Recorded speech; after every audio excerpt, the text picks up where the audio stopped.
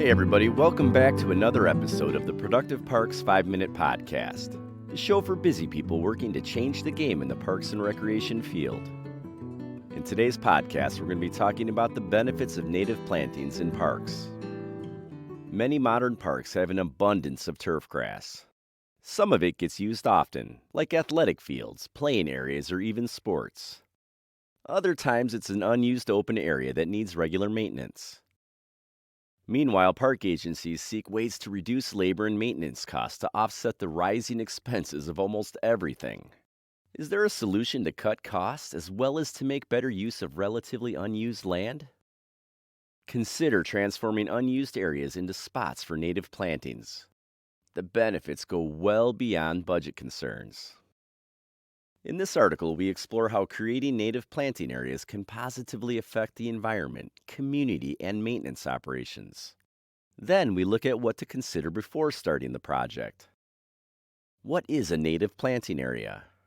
A native planting area replaces common landscaping with various local plants. For example, replacing turf grass with non-woody flowering plants, grasses, ground cover, trees, and shrubs.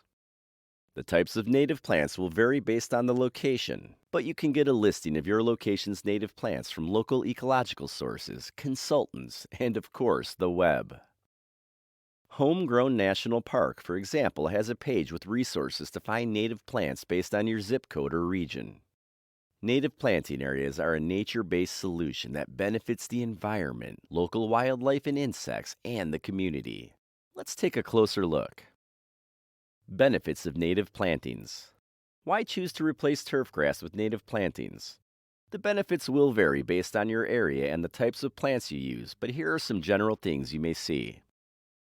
Natural beauty.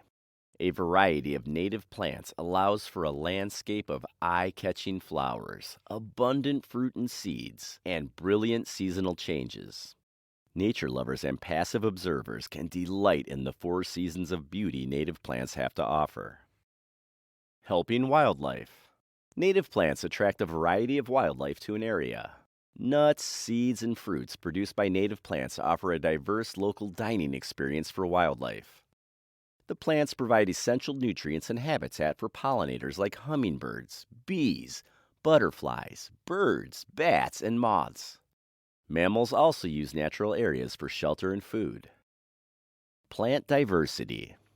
Native plants have evolved to flourish in their natural ecosystem, yet many have natural predators that help keep a single species from taking over. In contrast, some non-native plants don't have natural predators. They aggressively spread, choking out other types of plants.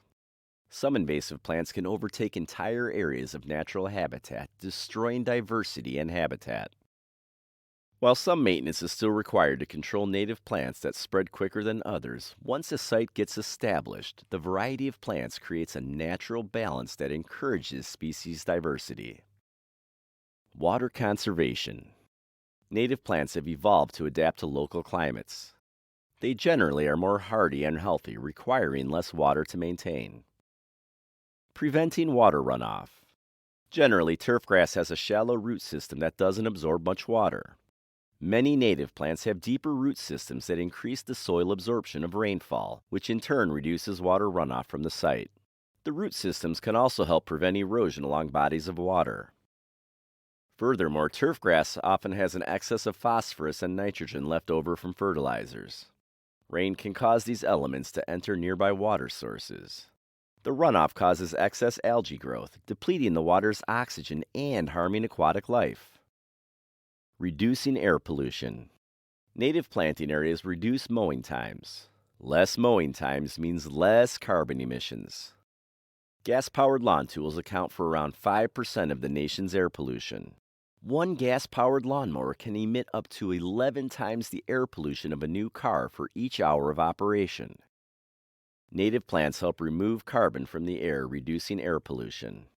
Larger plants and trees efficiently store the greenhouse gas carbon dioxide. Native plantings and the maintenance team. We've seen how native plants benefit the environment and community. What about the parks and recreation agencies and their maintenance teams? Lower labor costs. Areas of native plantings don't need to be mowed. Less time spent on lawnmowers so that the maintenance team can focus on other pressing needs for their parks and facilities. How much time can be saved? For example, a 61-inch zero-turn riding mower, going at an average of around 6 miles per hour, can mow 1 acre of turf in roughly 20 minutes. If you converted 60% of a park space to native plantings, how much time would that save at your parks? Add to that the time no longer needed for fertilizing, watering, and weeding once the native plant areas get established.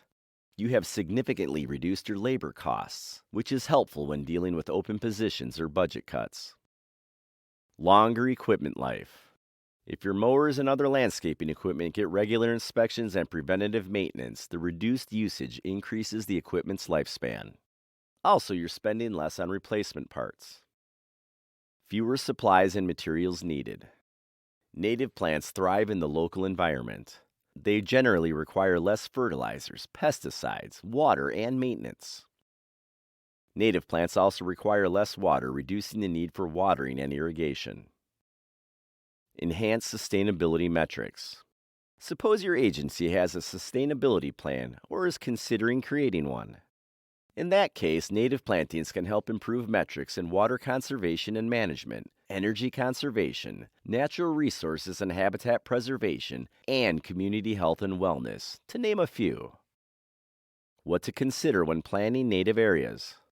Just throw some seeds on top of the turf grass and the native plants will start to pop up, right? If it were only that easy. Developing these natural areas requires careful planning. You still want to create clear goals and objectives for the site. You also want to evaluate the site, the soil, topography, hydrology, and existing natural features. It's also important to identify any disturbances that can degrade the site.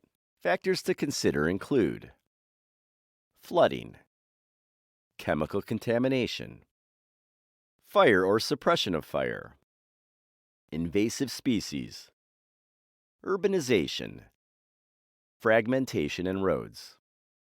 Then comes choosing the appropriate native plants based on the site evaluation. Successful plantings should align with the site's light, water, and nutrient availability. Also, planting species based on their natural associations can help the site establish more effectively and efficiently. It's a lot to plan. The labor and the costs associated with creating these natural areas, however, are an investment in the future.